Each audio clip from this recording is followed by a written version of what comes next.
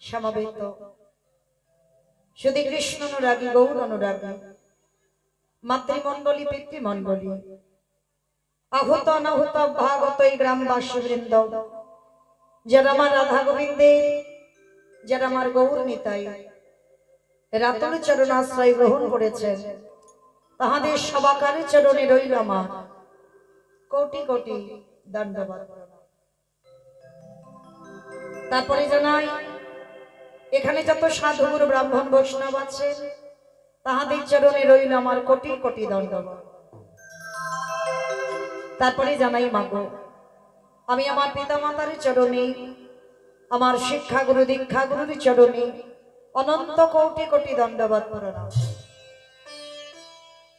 তারপরে যাদের কথা না বললে বাবা সব থেকে বড় ভুল হয়ে যাবে, সব থেকে বড় অপরাধ হয়ে যাবে, যে কমিটি দাদা ভাই যে বাবা ঠাকুর যে ভাইদের ঐক্লান্তিক প্রচেষ্টায় যাদের উদ্যোগে আজকের এই যে মহতি হরিনাম যজ্ঞানুষ্ঠান এত ভক্ত পদধূলা আমাদের নত কীর্তনিয়াদের আহ্বান যারা করেছেন এই অধম কীর্তনিয়া মৌমিতা ঘোষ আমি আমার সম্প্রদায়ের তরফ থেকে তাদের চরণে সর্বাগ্যে জানালাম কোটি কোটি দণ্ডবাদ প্রণাম। প্রণাম জানালাম মা একটাই কারণে, শুধু আমি বলে নয়, প্রতিটা কীর্তনিয়ার কর্তব্য বাবা সর্বাগ্যে যাদের উদ্যোগে কীর্তনের আয়োজনটা হয় তাদেরকে প্রণাম দিতে হবে। কেন? এই কেনর কথা বলতে গিয়ে বাবা একটু বলি, আগে আমাদের প্রত্যেককে জানতে হবে এটা কলিযুগ, কলিযুগে যাগযজ্ঞ নয়, ব্রত পূজা নয়, ধ্যান তপস্যা নয়, এটা আমরা সবাই জানি। কলিযুগের প্রত্যেকটা জীবের মুক্তির পথ হলো একটাই, হরিরি নামা হরিরি নামা হরিরি নাম এব কেবলম কলম নাস্তেব নাস্তেব নাস্তেব গতিরা গতিরা।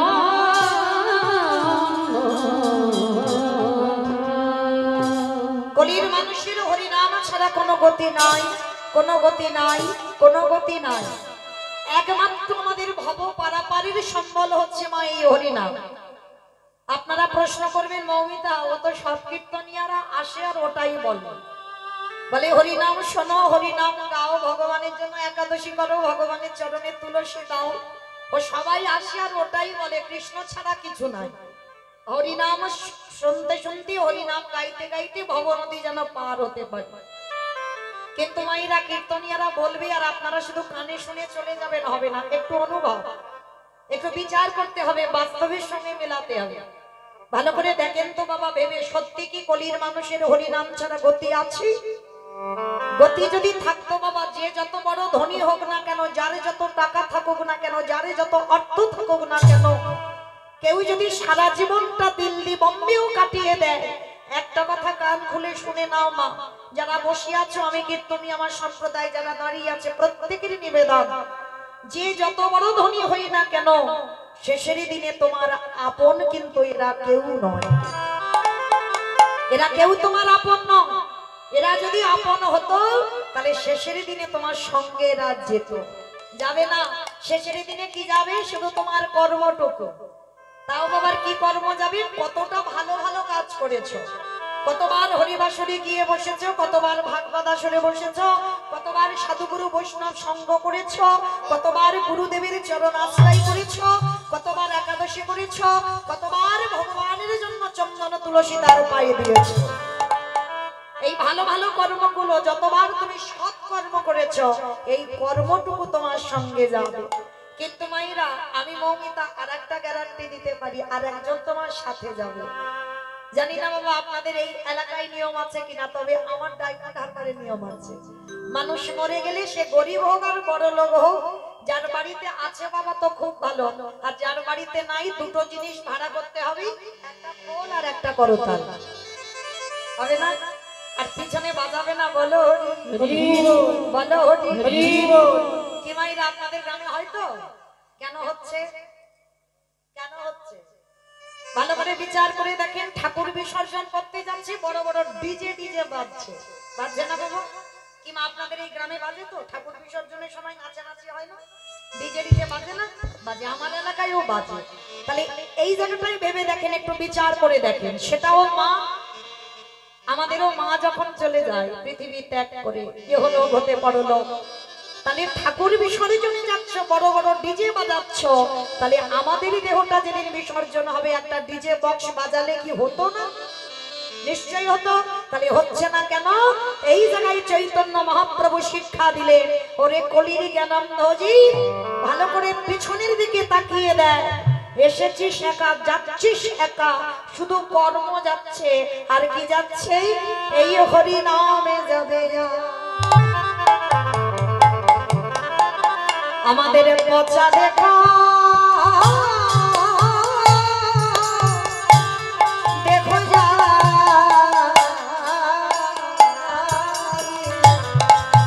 যেদিন তুমি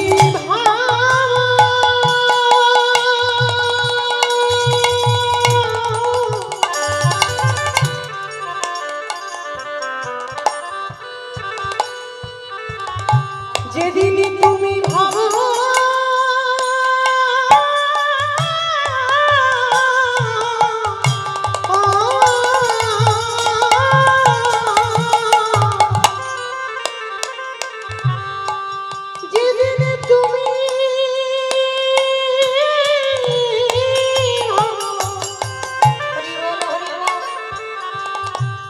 ওই হব পারে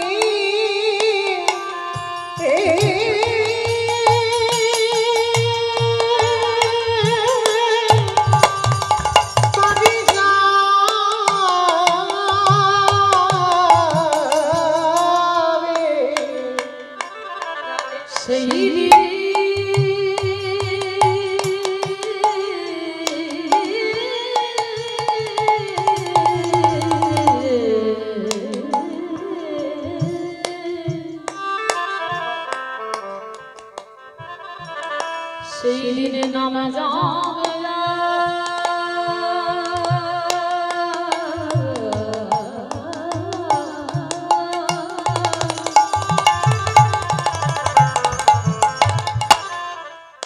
আরে পচাবে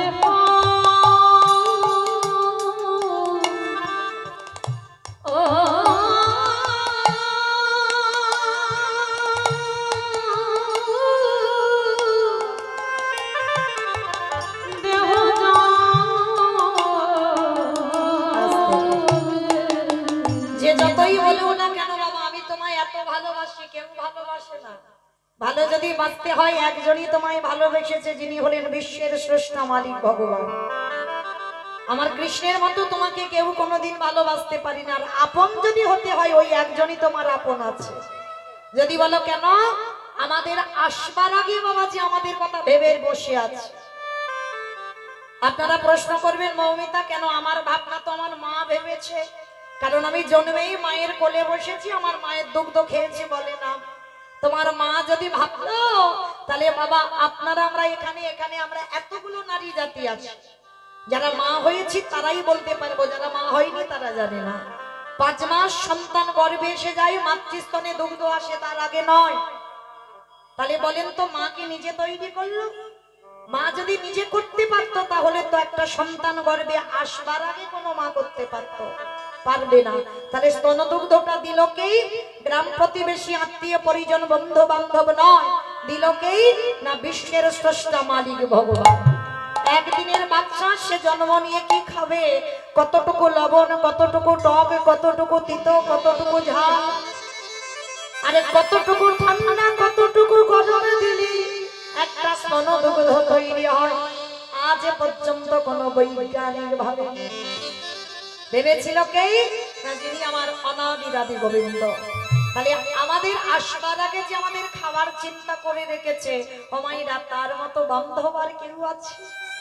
তাই চরম ধরে বলে যাই, পৃথিবীতে সবাইকে ভুলে যেও, সবাইকে ত্যাগ করে দিও, কিন্তু কোনোদিন আমার গৌর গোবিন্দ চরণ যেন ভুলে যেও। কারণ একটা কথা মনে রেখো, সাধিতে সাধিতে যদি কৃষ্ণ কৃপা করে, এই যে এত ঝড় বৃষ্টি বাদল মাথায় নিয়ে ছুটে এসেছে, তাই না? দুর্যোগ তো ভালো নয়, দিনও ভালো নয়, আপনারা জানেন, তবু ছুটে এসেছে। তাহলে মহাপ্রভু বললেন সাধিতে সাধিতে যদি কৃষ্ণ কৃপা করে, এ জন্মে না হয় এ জন্ম মানে তরি, এ জন্মে কৃপা নাই বা হলো পরের জন্মে নাই বা হলো, তার পরের জন্মে নাই বা হলো, কিন্তু একটা না একটা জন্মে আমারে গোবিন্দকে কৃপা করিতে হবে। এই বিশ্বাসটা ধরে রাখতে হবে, তবেই তো কৃপা পাওয়া যাবে যে আমি পাবই ভগবানের চরণ। তা চলেন আজকে যে কমিটি দাদা ভাইরা এত দুর্যোগেও কীর্তন করাচ্ছে, প্রত্যেকে আশীর্বাদ করবে ওদের অন্তিম সময় পর্যন্ত যেন গৌর গোবিন্দ চরণে মন মতি থাকে। নিতাই গৌর প্রেমানন্দে হরি বল। তো চলেন আজকের আমার সন্ধ্যাবেলায় এই যে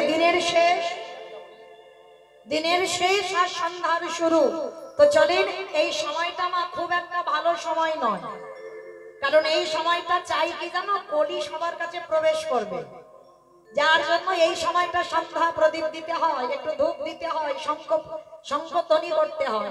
তাহলে মায়েরা যাতে আমাদের গ্রামের আশেপাশে কলি ঢুকতে না পারি, তার জন্য কীর্তন শুনতে গেলেই ভগবানের জন্য কটা কাজ করতে হবে।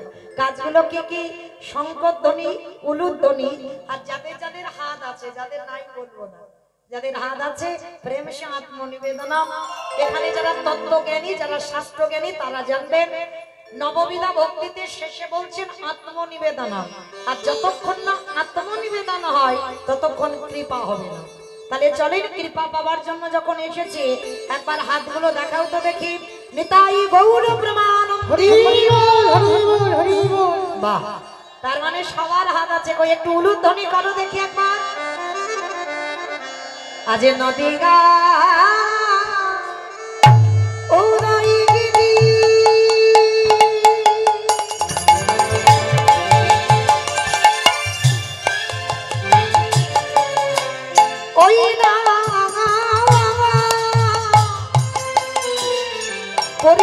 চন্দ্র গৌর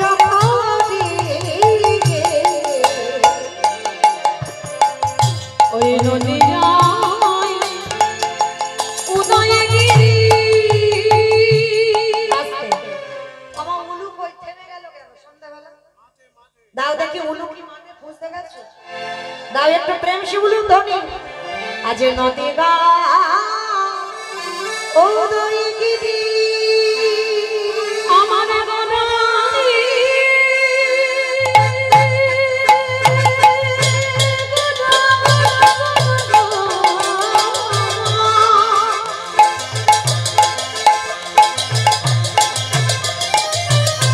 গোদা গোদা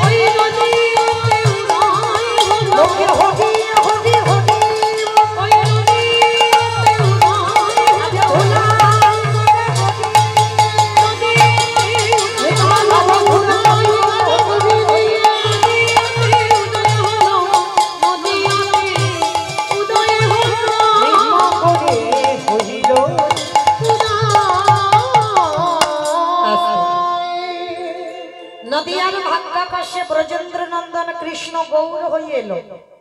সত্যতে নারায়ণ, ত্রেতাতে রামচন্দ্র, দাপরে কৃষ্ণ, কলিতে হলেন শ্রীকৃষ্ণ চৈতন্য। তাহলে কৃষ্ণ কলিযুগে গৌর হলো কার ডাকে? পৃথিবীতে লাখ লাখ ভক্ত, কোটি কোটি ভক্ত ছিল, কারোর ডাকে এলো না, শুধুমাত্র একজনেরই ডাকে এসেছিল, শান্তিপুরের মাটিতে বুড়ো অদ্বৈত আচার্য গোসাই। আমাইরা অদ্বৈত আচার্য গোসাইকে চেনো তো? তোমাদের গ্রামে কিন্তু কেউ নয়, পঞ্চতত্ত্ব ছবি যাদের বাড়িতে আছে দেখবেন শ্রীকৃষ্ণ চৈতন্য প্রভু নিত্যানন্দ শ্রী অদ্বৈত গদাধর শ্রীবাস আদি গৌর ভক্তবৃন্দ। একটা বাচ্চা ছেলেকে জিজ্ঞাসা করবে, বাবা বলে দেবে মাঝখানে যে ছেলেটা দাঁড়িয়ে আছে আজানুলম্বিত ভুজু চাচরকে সরকেশ, উনি কলিকালের ভগবান। আর ওই মানুষটা দেখবেন পাশে দাঁড়িয়ে আছে ডান দিকে, চুল গোপ দাড়িগুলো সব পেকে সাদা। কেন না? মহাপ্রভুর থেকে 52 বছরের বড়। তা যিনি 52 বছরের বড় হবে বাবা, তার তো চুল গোপ দাড়ি সব সাদা হবে। ওই মানুষটার ডাকে কিন্তু কৃষ্ণ নদিয়ায় গৌর হয়ে এসেছিল। তাহলে মায়েরা এই জায়গাটা একটু অনুভব করে দেখেন তো, ওই মানুষটার পাওয়ারটা কত ছিল। কি বাবা, পাওয়ারটা যদি না থাকবে, পৃথিবীতে তো ভক্তের অভাব নাই, হাজার ভক্ত আছে, লাখ ভক্ত আছে, কোটি কোটি ভক্ত আছে, তবু কিন্তু একজনই 12 বছর তুলসীবাসী কৃষ্ণকে গৌর করে এনেছিল। তাহলে ওই মানুষটার পাওয়ারটা যে আছে, উনি কে? ওনারই একটা নাম হলো মৃত্যুঞ্জয়। বলো তোমার কোন ঠাকুরকে মৃত্যুঞ্জয় বলে? বলা না। শিব ঠাকুরের একটা নাম হচ্ছে মৃত্যুঞ্জয়। কেন? সত্য, ত্রেতা, দাপর, মানে এই 3 যুগে বাবার মরণ হয়নি। একই শিব ছিল, যেটা কোনো দেব দেবী পারেনি বাবা, যেটা ভগবান পর্যন্ত পারেনি। ভাগবত বলছে, মৌমিতার কথা নয়, 125 বছর বয়সে যারা ব্যাধির তীরে আমার কৃষ্ণকে দেহ ত্যাগ করতে হলো। যেটা বাবা ভোলানাথ করে দেখালো, সেটা আমার ভগবান করে দেখাতে পারেনি। কেন না? ভোলানাথ 3টে যুগে মৃত্যুকে জয় করেছিল, মানে মরণ হয়নি। ওই জন্য ওনারই নাম হচ্ছে মৃত্যুঞ্জয়। কিন্তু ওই ভোলানাথ 3 যুগে মরণ হলো না, কিন্তু কলিকালের মাটিতে শিব রূপ ধারণ করে ভোলানাথ কোনোদিনই আসছে না। এই যে মায়েরা, আমরা শিব চতুর্দশী ব্রত পালন করেছিলাম, সারা রাত জেগেছিলাম, ঘটা করে বাবার মাথায় জল দিয়েছি, কিছু খেলাম না, উপসে থাকলাম, অনিদ্রায় থাকলাম, কিন্তু মনে রেখো বাবা কলিযুগে আসেইনি শিব রূপে। বাবা তো হয়েছে অদ্বৈত আচার্য গোসাই। কিন্তু কেন? সত্যের মানুষ কি খুব ভালো ছিল, ত্রেতার মানুষ কি খুব ভালো ছিল, দাপরের মানুষ কি খুব ভালো ছিল, আর কলির মানুষ এত খারাপ যে বাবা আমার কলিযুগে শিব হতে পারছে না। বলে তাও তো নয়, গ্রন্থ বাবা বলে দিয়েছে কলিযুগটাকেই ধন্যাতি ধন্য কলিযুগ। সত্য যুগকে ধন্য না, ত্রেতা যুগকে ধন্য না, দাপর যুগকেও ধন্য না, কলিযুগটাকে ধন্য বলছে। কেন? এবি অস্ত্র না ধরিব, প্রাণে কারি না মারিব, প্রেম দিয়ে চিত্ত শুদ্ধি করিল সংহার। এদের জন্য মারামারি, কাটাকাটি, খুনোখুনি, পেটাপিটি করতে হবে না, এদের একটু নাম আর প্রেম দিলে এরা উদ্ধার। তাহলে কলি ভালো, তাহলে কলি যদি ভালো হলো, তাহলে কেন শিব ঠাকুর এলো না? একটা চলতি কথা বলি বাবা, পাপ কোনোদিন বাপকে ছাড়ে না। এই কথাটা চলতি কথা, পাপ কোনোদিন বাপকে ছাড়ে না, কিন্তু চলতি কথা নয়, এই কথার তত্ত্ব আছে। একটু আস্বাদন করেন।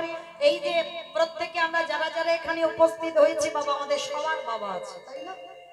আর যার পরিচয়টা বাবার পরিচয় দিতে পারবে না, তাকে সমাজেই কত কটু কথা শুনতে হবে, তাই না? কিন্তু মা, যে মা দিল ব্যথা, সে মা রইল কোথায়? সে সব জায়গায় যাও, প্রথমে জিজ্ঞাসা করবে তোমার বাবার নামটা কি, কেউ কিন্তু বলবে না তোমার মায়ের নামটা কি, তাই না?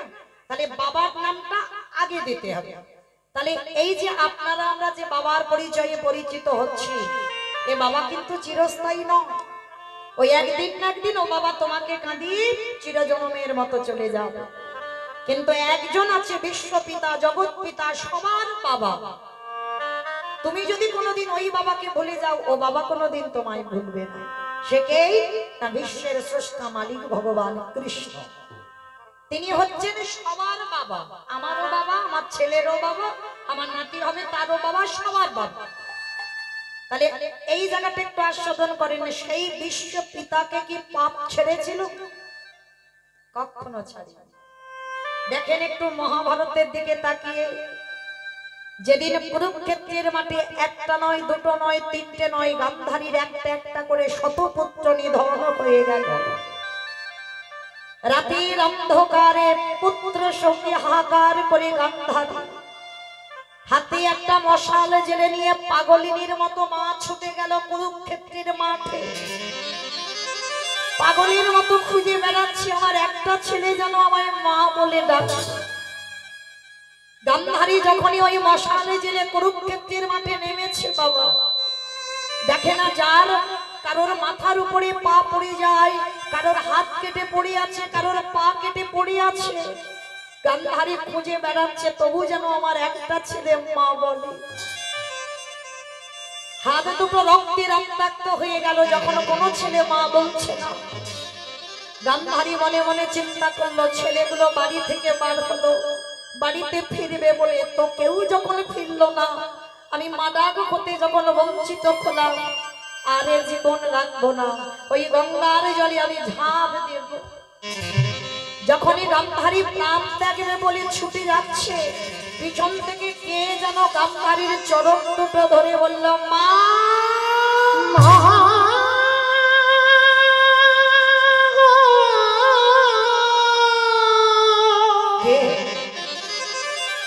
কে আমায় মা মা বলে ডাকলো, কে তুই? মশালটা যখন নিচু করে দেখে না, দুর্যোধন উরুভঙ্গ হয়ে পড়ে আছে। খোকা, দেখি রে বাবা, তুই এমন করে মুখ ঠুকে পড়ে আছিস কেন? তুই তো কথা দিয়েছিলিস মা যুদ্ধ করে আমি ঘরে ফিরবো। আরে খোকা, আর তোর 99টা ভাই কই, কাউকে দেখতে পাচ্ছি না, আর তুই এমন করে পড়ে আছিস কেন? উরুভঙ্গ দুর্যোধন বলেছিল, মা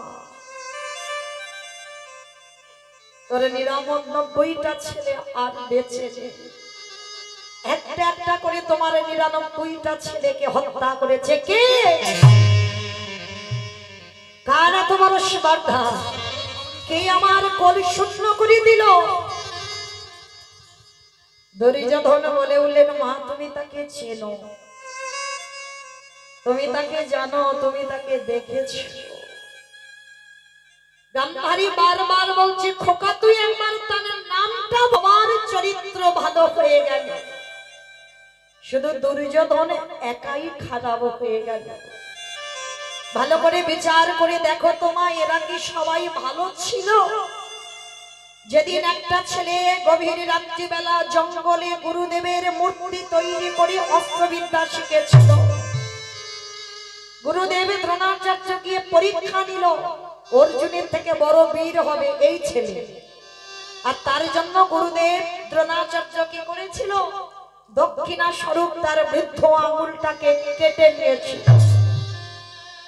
দুর্যোধন মাকে বলছে, বলো মা, এরা সবাই মহাভারতে ভালো হয়ে গেল, আর শুধু একাই দুর্যোধন খারাপ হয়ে গেল। মা গো, জন্মেই তো সব সন্তান অমৃত সপুত্রা হয়, তার বিবেকে বুদ্ধি কিছু হয় না।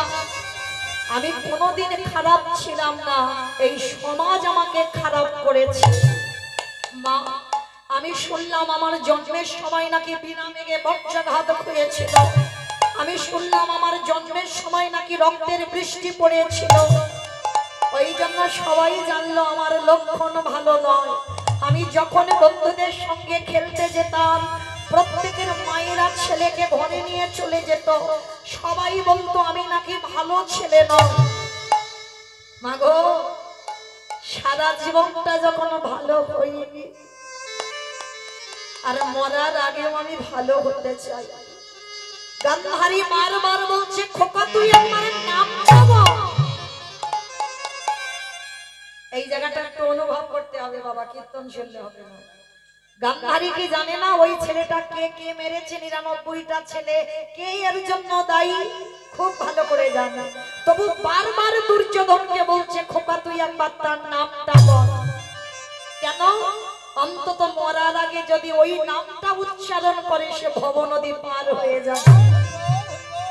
বারবার মা হয়ে ছেলেকে বলছে, খোকা তুই নামটা বল। বলবো বলবো মা, বলবো, তবে শোনো মা, আমরা ছিলাম 100 জন, ওরা ছিল 5 জন। আমাদের দুপক্ষকে খেলাবার জন্য একটা রেফারির প্রয়োজন হয়েছিল। জানো মা, ওই রেফারিটা এক পক্ষ হয়ে আরেক পক্ষকে হারিয়ে দিয়েছে। খোকা, সে কে? একবার তুই তার নামটা উচ্চারণ কর। বলবো বলবো, বারবার বলছি আমি বলবো। এইবার মৃত্যু শয্যায় শয়ন করেছে দুর্যোধন, উরুভঙ্গ হয়ে পড়ে আছে। বড় জ্বালা, বড় যন্ত্রণা অনুভব করতে পারছে। আর বেশিক্ষণ নয়। গান্ধারী বলছে, খোকা তুই তো বলেছিলিস, মাকে কথা দিলি তুই ঘরে ফিরবি, তাহলে তোর 99টা আমার ছেলে চলে যাক, তুই তো বাড়িতে চ। মাগো, গদার আঘাতে আমার উরুভঙ্গ হয়ে আমি পড়ে আছি, উঠবার ক্ষমতা আমার নেই। আমার উরুভঙ্গ করেছে মধ্যম পাণ্ডব ভীম। খোকা, তাহলে সবটার জন্য কে দায়ী? শোনো মা, তাকে তুমি জানো, তাকে তুমি চেনো, তাকে তুমি দেখেছো, যার নাম হলো কৃষ্ণ। ওই নামটা উচ্চারণ করে দুর্যোধনের মৃত্যু হয়ে গেল। গান্ধারী চিৎকার করে বলল, কৃষ্ণ কৃষ্ণ রে,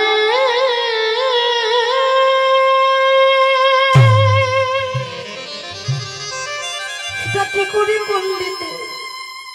কোনিয়া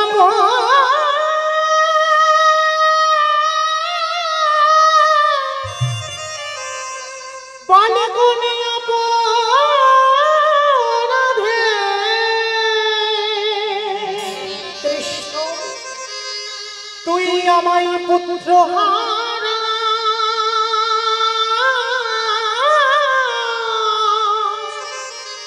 পুত্র হারা করে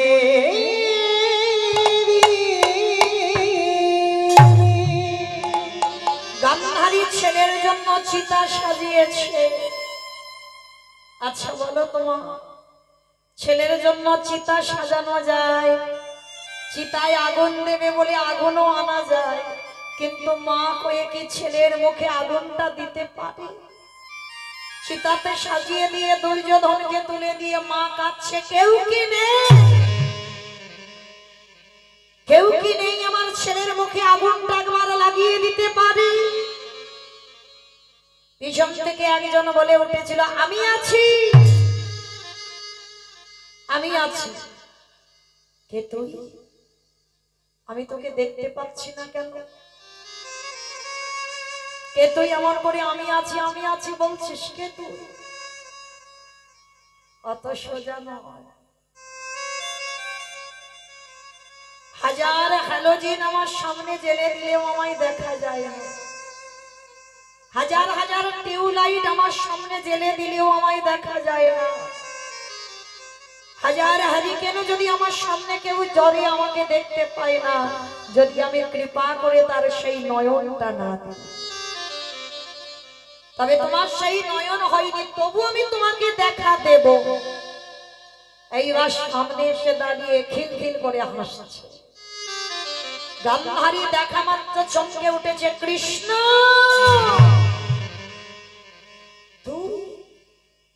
তুই আমাকে দেখে হাসছিস? কৃষ্ণ, পুত্র হারাবার যে কত জ্বালা, পুত্র হারাবার যে কত বেদনা, আত্মীয় পরিজন হারাবার যে কত জ্বালা, আপনজন হারাবার যে কত বিরহ, তুই বুঝবি না কৃষ্ণ। কেন কেড়ে নিলি আমার শত পুত্র? কি এমন অন্যায় করেছিলাম তোর চরণে, যার জন্য আমি 100 ছেলে হারিয়ে বসে বসে কাঁদছি? গান্ধারী পিসিমা কাঁদছে আর ভগবান কিলকিল করে হাসছে। পিসি, ও পিসি, কাঁদো কেন? চোরের ধন তো বাটপাড়াই নেবে, বৃথাই আমার কাঁধে দোষ চাপাচ্ছ। আমি দোষী নই, তোমার 100টা ছেলের মৃত্যুর জন্য তুমি দায়ী। কৃষ্ণ, আমি ওদের মা। বলে অত সোজা নয় পিসি, ছেলে জন্ম দিলেই শুধু মা নয়,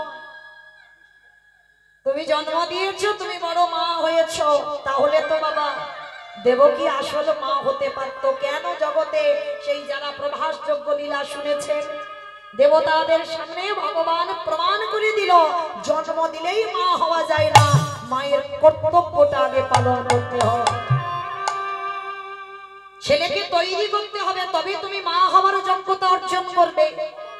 শুধু লেখাপড়ার ডিগ্রি তৈরি করে দেবে, ছেলের মা হয়ে যাবে না। ছেলে বড় চাকরি করছে, তুমি বড় ছেলের মা না। তুমি তখনই মা হবে যদি তোমার সন্তানকে একটু আধ্যাত্মিক চেতনাটা দিতে পারে।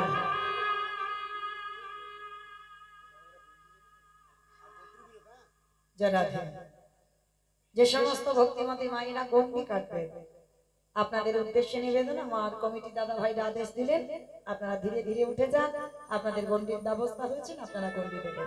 নিতাই গৌর প্রেমানন্দে হরি গৌর হরি গৌর হরি গৌর। তো আজকে জগৎ সংসারে গান্ধারীকে বলছে পিসি জন্ম দিলেই মা হওয়া যায় না। মনে রাখতে হবে বাবা, সন্তানদের আধ্যাত্মিক চেতনাটা খুব দরকার। কেন? আমরা হিন্দু ধর্মের মানুষ, আমরা সনাতন ধর্মের মানুষ। এই মনুষ্যত্ব জ্ঞানটা যদি তোমার না হয়, তাহলে তোমার ডিগ্রি হয়ে কি লাভ, আর বড় চাকরি করেও তোমার কি লাভ? মানুষ তাকেই বলবে যদি মানুষ হয়ে যদি মনুষ্যত্ব জ্ঞানটা তোমার থাকে। তাহলে মায়েরা সন্তান তৈরি কিন্তু একটা কথা মনে রেখো, সন্তান তৈরি বাবা করে না, সন্তান তৈরি মা করে। কি মায়েরা ভুল বললাম? ছেলে মা তৈরি করে না? ছোটবেলা থেকে দেখবেন ছেলেকে মা হাতে তৈরি করে। তাহলে মনে রাখবেন একটা কথা, ছোটবেলা থেকে সন্তানকে শিক্ষা দেন। এত এত লেখাপড়ার বই পড়াচ্ছেন, এখন তো কেজি স্কুলে বাবা বইয়ের ভারে সে পিঠ পুজো হয়ে যাবে বাচ্চা ছেলেদের, এত এত বই। তাহলে এত বই পড়াচ্ছ, তার ভিতরে 24 ঘন্টার মধ্যে কই এক লাইন করে সন্তানদের গীতা পাঠ করাচ্ছ না? এই শিক্ষাগুলো বাবা দেবে না মা দেবে? একটু আস্বাদন করবেন মা, মনে করবেন না বাবা আমি জ্ঞান দিচ্ছি না, এইটাকে ভাববেন না। আপনারা জানেন আমি একটু মনে করাতে এসেছি, আমার থেকে আপনাদের অভিজ্ঞতা অনেক বেশি। তাহলে প্রথমে সন্তানদের একটু করে গীতা পাঠ করাবেন। শুধু গীতা নয়, সকালবেলা সন্তানদের তুলে সর্বপ্রথম মায়েদের কর্তব্য হলো সন্তানকে ঘুম থেকে তুলে দিয়ে আগে বলো যে খোকা আগে একবার ধরিত্রী মাকে প্রণাম করে তবে বিছানা থেকে নাম। শুধু সন্তানদের নয় বাবা, প্রত্যেকটা মানুষের কর্তব্য সকালবেলা ঘুম চোখটা খুলে যে যার আরাধ্য দেব দেবীকে স্মরণ করে সবার আগে এই মাটিকে একবার প্রণাম করতে হবে। কেন? এগুলো মনুষ্যত্ব জ্ঞান। এই মাটিকে প্রণাম করতে বলছি কেন? মনে রাখবেন বাবা, সকাল হলে এই মাটির উপরে আমরা পা দুটো আগে তুলে দিচ্ছি। শুধু পা নয়, সকাল হলে আমরা মলমূত্র ত্যাগ করছি এই মাটির উপরে। আমরা মাটিতে বীজ বপন করে ফসল ফলিয়ে আমরা প্রসাদ পাচ্ছি। প্রতিদিন ট্রেন, ট্রাম, বাস, লরি, গাড়ি সব এই মাটির উপর দিয়ে যাচ্ছে।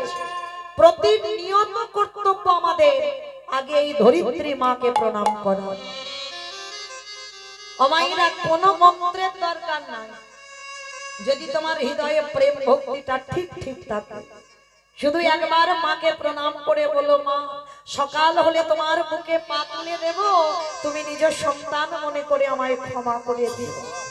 এই কথাটা এইগুলো শেখাবেন ছোট্টবেলা থেকে বাচ্চাদের। স্নান করিয়ে তুলসী গাছে জল দেওয়া শেখাবেন। এই আধ্যাত্মিক চেতনাগুলো দিতে যদি পারেন, সে সন্তান কোনোদিন বড় হয়ে বাবা অসৎ হবে না। এই শিক্ষাগুলো মাকে দিতে হবে, আর যদি না দাও তো তোমার ছেলে তো দুর্যোধন হবেই হবে। আমরা বলি না সংসার সুখের হয় পুরুষের গুণে, সংসার সুখের হয় পুরুষের গুণে।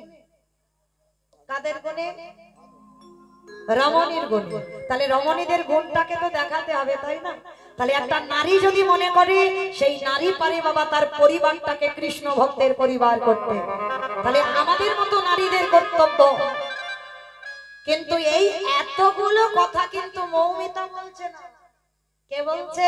কুরুক্ষেত্রে দাঁড়িয়ে ভগবান কৃষ্ণ পিসিমাকে বলছে। পিসি 100টা ছেলে তো তোমার নয়, তুমি চুরি করেছো। মনে রেখো মা, তুমি যদি কারোর জিনিস অপহরণ করে রাখো, ও তোমার জিনিস অপহরণ হবেই হবে। সে এ জন্মে না হোক, এর পরের জন্মে না হোক, তারপরের জন্মে না হোক, চুরি যদি তুমি করেছো, সেই চুরির শাস্তি তোমাকে ভগবান চুরি করেই দেবে। ভগবান যার কাছে বর্তমান থাকতো গান্ধারী পাণ্ডবদের কাছে, কুন্তির কাছে, তাদের কাউকে ছেড়ে দেয়। দেখেন গান্ধারীকে চোরের শাস্তি পেতে হলো না, 100টা ছেলে সব মরে গেল। কেন গেল? পাপের ভরা পূর্ণ হয়েছিল। আজকের গান্ধারী বিশ্বাস করছে না, কৃষ্ণ আমি অন্যায় করিনি। বলে পিসি ঠিক আছে, একবার স্মরণ করো সেই দিনের কথা, যেদিন দুর্বাসা মুনি গিয়েছিল কুন্তিমার দরজায়, আর কুন্তিমাকে বলেছিল মা আমি একটু পরমান্ন খেতে চাই। আমার পরমান্ন মানে কি গো? খিচুড়ি। খিচুড়ি পরমান্ন মানে নাকি খিচুড়ি? পায়েস। পরমান্ন মানে পায়েস। তবে শোন মা, যে কোনো পাত্রে নয়, আমাকে 100টা সোনার পাত্রে পরমান্ন দিতে হবে। জোগাড় করেছিল বাবা 99টা পাত্র, একটা পাইনি। আর একটার বিনিময়ে কি করেছিল? ওই গরম ফুটন্ত পায়েস ওই কুন্তি মা বক্ষের কাপড়টাকে সরিয়ে দিয়ে ওই ফুটন্ত পায়েস নিজের বক্ষের উপরে ঢেলে দিয়েছে। যেই না দুর্বাসার চরণে নিবেদন করেছে, দুর্বাসা চমকে অসম্ভব, আমি তোকে হৃদয় পাত্রে নয়, আমি বলেছিলাম তোর সোনার পাত্রে দিতে। হে বাবা ঠাকুর, আমি 99টা জোগাড় করতে পেরেছি, কিন্তু একটা পাইনি, যার জন্য আমার হৃদয় পাত্রে দিলাম, আপনি গ্রহণ করেন। যখনই নিবেদন করেছে, দুর্বাসা মুনি বলেন জামা তোর এত প্রেম এত ভক্তি, তুই স্নান করে আয়, শুদ্ধ বসন পরিধান করে আয়, আমি তোকে বর দেব, তুই শতপুত্রের জননী হবি। মায়েরা আপনারাই বলেন, যদি আমাদের পর পর 4-5টা কন্যা সন্তান হয়, একটা ছেলের জন্য 7 ঠাকুরের কাছে মানত করি না? করি তো? একটা ছেলে যেন আমার বংশে হয়। কেন মানত করেন? ছেলে বৌমার কাছে ভাত ভাগো বলে? উল্টে তোমায় 2 দিন পরে রেঁধে তাকে খাওয়াতে হবে। তাহলে কি ছেলে তোমার মুখে পিপলি দেবে ওর জন্য? তাহলে কি ছেলে মুখে আগুন দেবে ওর জন্য? না। তাহলে ছেলে কেন? সবাই জানি বংশে বাতি দেবে, তাই তো? বংশে প্রদীপ দেবে, তোমার অবর্তমানে তোমার রাধা মাধব সেবা করবে। তা তোমার ছেলে যে রাধা মাধব সেবা করবে, তুমি কি ভগবানের কাছে আঁচল পেতে ভিক্ষা করেছো যে আমার একটা কৃষ্ণ বলা পাখি দাও? করেছো কি মায়েরা? ভালো করে বোঝো, সে যদি কৃষ্ণ সম্পর্কে কোনো অভিজ্ঞতা না থাকে, আধ্যাত্মিক চৈতন্য যদি তার না থাকে, সে কি তার বংশে কেউ না থাকলে, হয়তো বিয়ে এখন দেয়নি, বাবা মা মরে গেছে, তাহলে সে ছেলে কি সন্ধে প্রদীপ দেবে? দেখবেন হয়তো 1 দিন দেবে, 2 দিন দেখবে সন্ধ্যেবেলা আড্ডা মারছে বাজারে গিয়ে, দেবে না। তাহলে সন্তান চাইতে হবে ভগবানের কাছে আঁচল পেতে।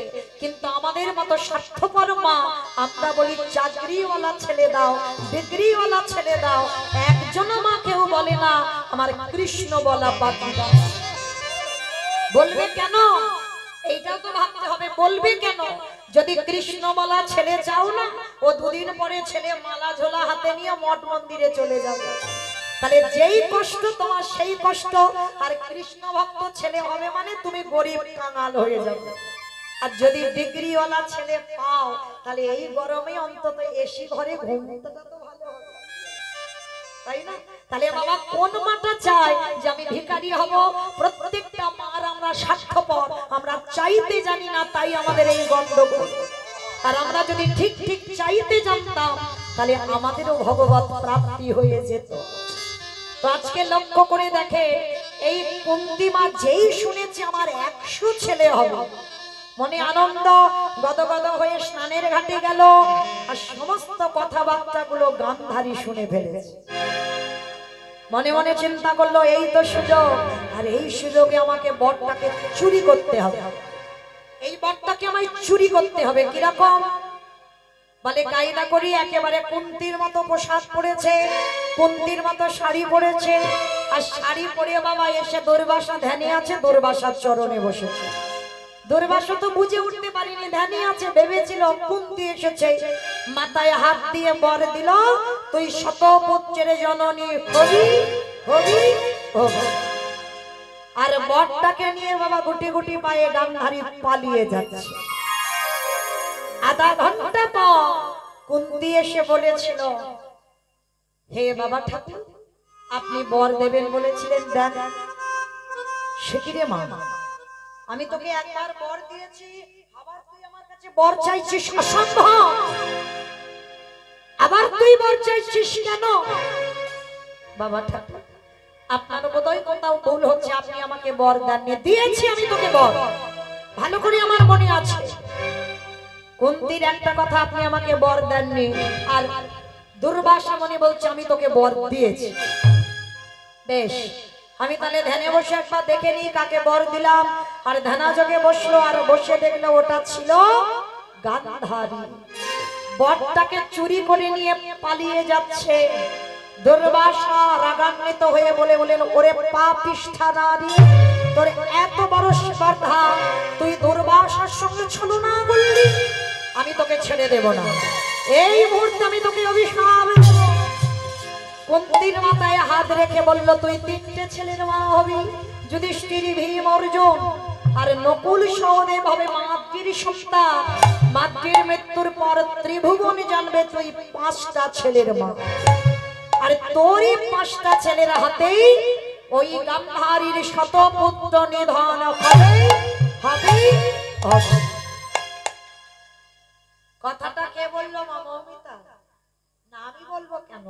কৃষ্ণ গান্ধারীকে শিক্ষা দিচ্ছে, পিসিমা চোরের ধন তো বাট পালাই না, কান্নাকাটি কিসে? ওই 100টা ছেলে তোমার নয়, তাই তোমার ছিল না, তাই তো চলে গেল। কৃষ্ণ, তবু আমি মেনে নিতে পারছি না, তবু আমি তোকে ছেড়ে দেব না। যেমন আমার কুরু বংশ তুই ধ্বংস করলি, আমি তোকে অভিশাপে দিলাম, আমার মতো করে তোরও 56 কোটি যদু বংশ ধ্বংস হবে হবে হবে। একটা কথা মনে রাখবেন বাবা, ভগবান মহাভারতে দুবার কেঁদেছিল। এই যে আজকের দিনটা বাবা বড় ধন্যাতি ধন্য তিথি, জানো তো? অক্ষয় তৃতীয়া দিন। এই যে আজকের কীর্তন শুনছো না, এটা একেবারে অক্ষয়, এটা পাবেই পাবেই ফল, এ কোনো ভুল নেই। আজকের দিনে কীর্তন যখন শুনছো, এই অক্ষয় তৃতীয়ার দিন মহাভারত সৃষ্টি হলো, মহাভারত রচনা করেছিল এই আজকের দিনে। আজকের এই ভগবান মহাভারতের দুবার মাত্র কেঁদেছিল। কখন? যখন দ্রৌপদীর বস্ত্রহরণ হয়েছিল একবার কেঁদেছিল, আর একবার কেঁদেছিল গান্ধারী যখন কৃষ্ণকে অভিশাপ দিল, তোমারও 56 কোটি যদু বংশ ধ্বংস হবে। এই দুবার কেঁদেছিল। কিন্তু ভগবান বলেছিল, পিসিমা আমি তোমার বংশ ধ্বংস করিনি, এখনো তোমার একটা প্রদীপ জ্বলছে, তুমি জানো না। কৃষ্ণ, আমার একটা প্রদীপ জ্বলছে, সেটা কি? তুমি তাকে সম্মান করো না, পুত্র বলে স্বীকার করো না, কিন্তু সেই হলো তোমার বংশের শেষ প্রদীপ। আমি বলে যাই পিসি, যার নাম হলো মহাভারতে যুযুৎসু, যুযুৎসু এখনো বেঁচে আছে, আর সেটাই হলো তোমার এই কুরু বংশের প্রদীপ। তখনই গান্ধারী কেঁদেছিল, কৃষ্ণ আমি অভিশাপ দিয়ে যে বড় ভুল করেছে, পিসিমা অভিশাপ যখন দিয়েছো আমি মাথাটা পেতে নিলাম তোমার অভিশাপ। এই জন্য বাবা কথাতে আমরা বলি, পাপ কোনোদিন বাবাকে ছেড়ে, তাহলে আমাদের বাবাকে ছেড়ে দিল না, ঠিক ওই রকম